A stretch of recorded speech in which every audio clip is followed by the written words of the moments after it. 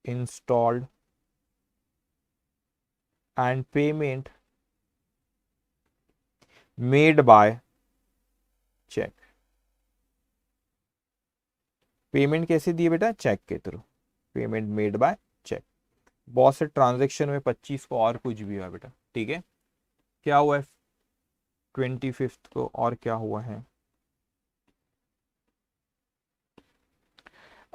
ये हुआ repairs to furniture. अब फर्नीचर को रिपेयर करे बेटा, फर्नीचर खरीदे नहीं बेटा, फर्नीचर खरीदता तो फिर वो एसेट रहती रियल अकाउंट, रिपेयर्स करे ये एक्सपेंस है, छोटा मोटा तो टूटता फूटता रहता है, तो repairs expense, expense did bye nominal, nominal account, all expense should be debited, that's why repairs account debit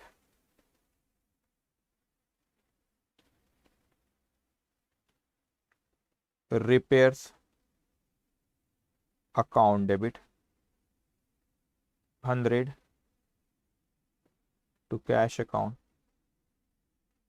100। अब रिपेयर्स कर तो पैसा गया, ऐसा नहीं बोला उसने कि नाम ये सब नहीं दिया बेटा वहां पे, रिपेयर्स बस, ठीक है। तो बीइंग, नाम देता तो बोलता पेएबल है, बीइंग, और वैसे उसने शायद डायरेक्टली बोला है कि वहां पे कैश पेड करके, ऐसा नहीं, सिर्फ रिपेयर्स बोला, लेकिन ठीक है, कैश क्रेडिट नहीं बोला, लेकिन नाम भी नहीं दिया तो कैश ही इंटरप्रेट करेंगे। Being cash paid for repairs of furniture, repairs of furniture, okay. थोड़ा सा स्पीड में लिख रहा हूं बेटा, ठीक है, मगर क्वेश्चन खत्म करना भी जरूरत है, क्योंकि फिर नेक्स्ट सेशन में फिर जाता हो तो एक क्वेश्चन तो होना चाहिए एक दिन में, ठीक है। चलो अभी फटाफट, अब छोटे तीन, बस 3 डेट के बचे। कैश सेल, तो इसमें दो ट्रांजेक्शन होगा। कैश सेल क्या एंट्री पास होगी? Cash account debit to sales. Income tax paid, so income, चलो एक एक पे आता हूँ। Cash is asset, asset deal by real account, real account से डेबिट व्हाट कम्स इन, तो लिखो यहाँ पे बेटा 28 को cash account debit 400 to sales is income, income deal by nominal account, nominal account से all income should be credited, तो इसको क्रेडिट करेंगे सेल्स को। बीइंग, ठीक है, देखो कैश अकाउंट डेबिट लिखेंगे आप, cash account debit 400, okay, because cash is asset, asset deal by real account, real account से debit what comes in. Sales is income, income deal by nominal account, nominal account से all income should be credited. Being goods sold for cash, ठीक है। अब उसके बाद next पढ़ेंगे हम, क्या कह रहे हैं नेक्स्ट क्वेश्चन में लिखा इनकम टैक्स पेड बेटा। तो इनकम टैक्स क्या होता है आपका? Income tax expense, expense by nominal account, nominal account से all expense should be debited.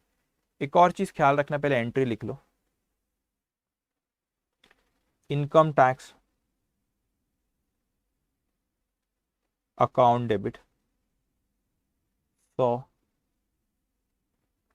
To cash account, पैसा हमारे पास से गया, cash is asset, asset deal by real account, real account से debit what comes in, credit what goes out, हमारे पास से गए। बीइंग इनकम टैक्स पेड, ठीक है बेटा। इसको एक और तरीके से ध्यान से, इनकम टैक्स क्या चीज होती है पता है आपको? क्या होता है? जो आपका प्रॉफिट होता है ना, उस पे जो आपकी प्रॉफिट होता है उस पे सरकार को पैसा पे करना पड़ता है, टैक्स पे करना पड़ता है, ठीक है। तो 100 रुपए गवर्नमेंट को, प्रॉफिट के कुछ हिस्से को गवर्नमेंट को देते, क्यों? क्योंकि कंट्री का डेवलपमेंट भी तो करना है हमको, इतनी सारी चीजें करना है बेटा। तो जैसे आप गवर्नमेंट रोड्स बनाती है, हॉस्पिटल्स बनाते, डिफेंस के लिए खर्चा रहता, तो पैसा कहाँ से आता है? इतना पब्लिक से कलेक्ट करते, तो उसमें से उसको टैक्स कहते। तो जो प्रॉफिट है तो उसका कोई हिस्सा गवर्नमेंट को पे करते, दैट इज इनकम टैक्स। तो हमने पे कर, तो इसका इनकम टैक्स बिजनेस के लिए एक्सपेंस है, इसलिए nominal, nominal account all expense should be debited. लेकिन अल्टीमेटली, इसलिए हमने उसको डेबिट किया, लेकिन अल्टीमेटली बेटा ये इनकम, ये प्रॉफिट देते किस पर? प्रॉफिट हम ओनर को देते, तो इनकम टैक्स को आगे चल के ओनर अकाउंट में एडजस्ट कर भी कर सकते, क्यों? क्योंकि बेटा वो प्रॉफिट है, प्रॉफिट ओनर को दे रहे, तो उस पर जो टैक्स है वो भी फिर ओनर ही देगा, तो कैपिटल अकाउंट से एडजस्ट कर लेते उसको, ठीक है। अभी तो हम एक्सपेंस ही मानते, लेकिन बताया आपको, जैसे ड्राइंग्स को भी आगे चल के कैपिटल में एडजस्ट करते, उस तरह इनकम टैक्स को भी आप कैपिटल में एडजस्ट कर सकते, ओके।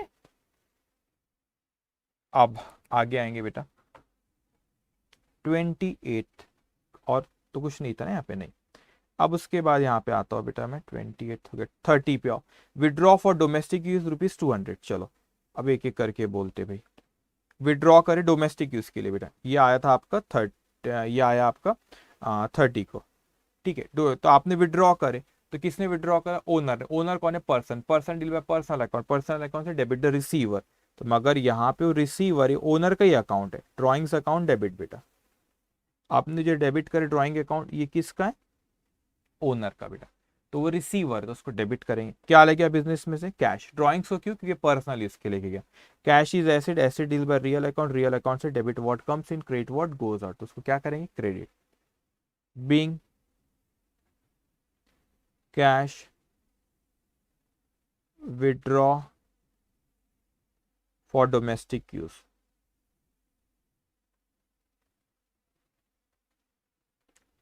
डोमेस्टिक यूज, ठीक है। अभी 30 तारीख को और एक कोई ट्रांजेक्शन है बेटा।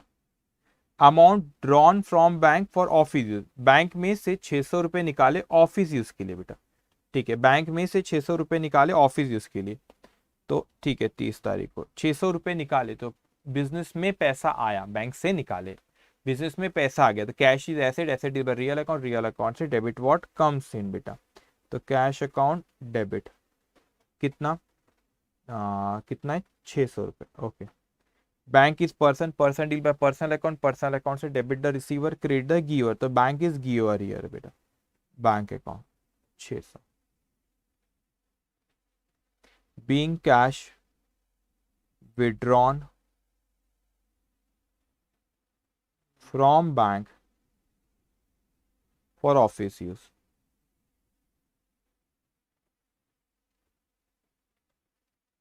फॉर ऑफिस, ओके, ठीक है। ओके चलो बस खत्म होने पे आ रहा है। Paid salary ₹250। अब आपने सैलरी पे करे एक 250 बेटा। तो salary is expense, expense deal by nominal account, nominal account से all expense should be debited. तो अब आप लिखोगे यहाँ पे 31 जनवरी का, तो ये आपका salary account debit 250। Cash is asset, asset deal by real account, real account से debit what comes in, credit what goes out. हमारे पास से गई, इसलिए क्रेडिट करेंगे 250। Being salaries paid in cash, being salaries paid in cash, okay. अब उसके बाद आओ बेटा, एक और इस तारीख को ट्रांजेक्शन दिया, फिर खत्म हमारा। अमाउंट, ये क्या लिखा है बेटा? Amount due to landlord as rent for January 150 for January, ठीक है। अभी क्या कहता है बेटा कि वो हमसे कहता है कि ड्यू टू, ड्यू टू का मतलब क्या होता है मेरे को बताओ? ड्यू टू मतलब हमको उसको अभी देना है बेटा, हमको उसको क्या करना है? अभी देना है। कितना देना है बेटा? 150 रुपीज देने का है, ठीक है। For as rent for January नहीं होना चाहिए था आई थिंक वो, क्योंकि वो साल तो दिसंबर को खत्म हो रहा है ना आपका। एनीवेज उस पर ध्यान मत दो। ड्यू टू का मतलब अभी देना है, ठीक है, देना है बेटा, ठीक है। अब देना है, तो अब मेरे को बताओ यहाँ पे अगर वो देना है, तो अब पहले चीज रेंट आपको सर्विसेज मिल गई पे। इनफैक्ट ना यहाँ पर उसका एक काम करो, इस साल आपका इस क्वेश्चन में जनवरी को शुरू हो रहा है, तो इसको ना फॉर दिसंबर कर लो, करेक्ट कर लो इसको, दिसंबर कर लो। आपके नोट्स में अगर जनवरी लिखा है तो दिसंबर कर लो, ठीक है। तो दिसंबर में साल खत्म हो रहा है इस क्वेश्चन में। साल अलग अलग होता है, जनरली फाइनेंशियल ईयर अप्रैल में खत्म होता है, अप्रैल में शुरू होता है, मार्च में खत्म होता है।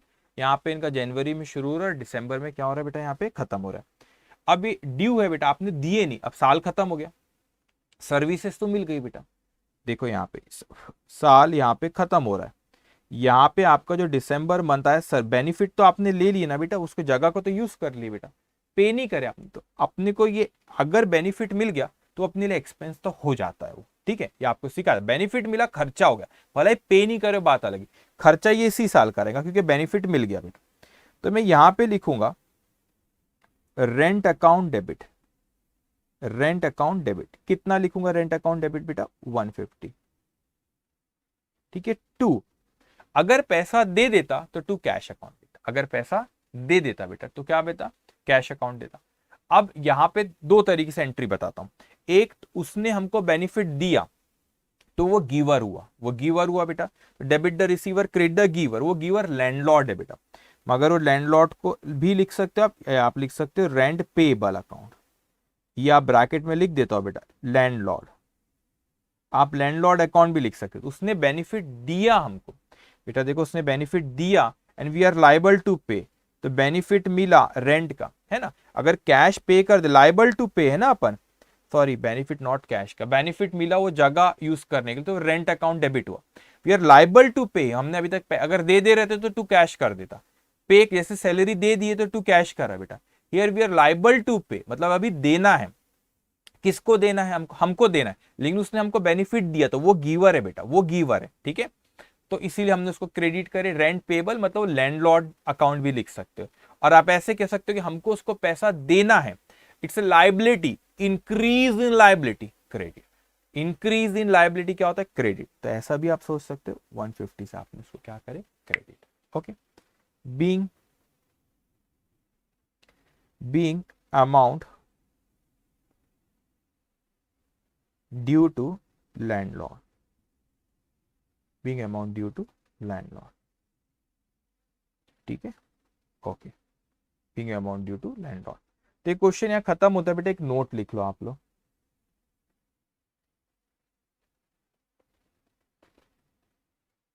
गुड्स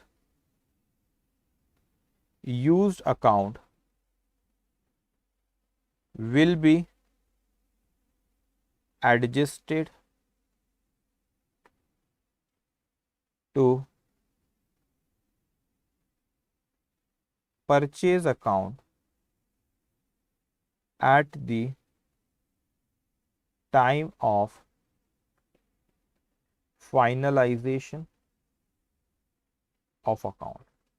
अकाउंट फाइनलाइज करते हैं बेटा साल के आखिरी में, तो मैंने आपको बताया था जो आपने वो स्टेशनरी घर के लिए लेके गए थे और जो आपने बिजनेस के लिए स्टेशनरी कुछ यूज कर लेते, तो आप परचेज को भी क्रेडिट कर सकते थे, लेकिन आपने गुड्स यूज अकाउंट को भी कर सकते। ज्यादा इंफॉर्मेशन हमको मिलती है और गुड्स यूज अकाउंट आखिरी में परचेज में ही एडजस्ट करते, क्योंकि उतने से हमारा परचेज क्या हो गया? कम। कोई सेल तो था नहीं बेटा ये बाहर, ठीक है। तो वो आपको जब मैंने बताया था तो उस पर नोट लिखा दिए। ये नोट नंबर 1 यहाँ पे लिखो, पहले लिखो, बस 2 मिनट में खत्म करो क्लास, ठीक है।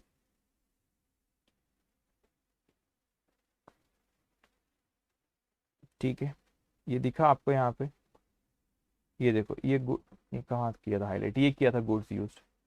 तो ये अब आखिरी में किस में एडजस्ट कर लेते? परचेज में, क्योंकि उतने से परचेज कम है। सेल्स तो लिख नहीं सकता था क्योंकि सेल्स नहीं था बेटा। बाहर वाले को बेचे थे कि कोई इसके बदले में कोई बेनिफिट मिला था कि अपने को बाहर वाले से? नहीं, बेनिफिट मिलता अगर इसके बदले में कुछ, तो फिर उसको मैं सेल्स मानता था, ठीक है। चलिए, तो आज बहुत ही लेंदी क्लास हमारी हुई। हमारा यहाँ पे जर्नल खत्म होता है और ये क्वेश्चन एक बार आपने खुद से भी प्रैक्टिस कर लेना, ठीक है। ओके, आज के लिए इतना ही, सेशन बहुत बड़ा हो गया है तो कुछ चीजें और बात कर रहा था, होमवर्क ये सब आज इसी को प्रैक्टिस करो, फिर मैं आपको होमवर्क नेक्स्ट सेशन से मिलना शुरू हो जाएगा। Take care, bye bye.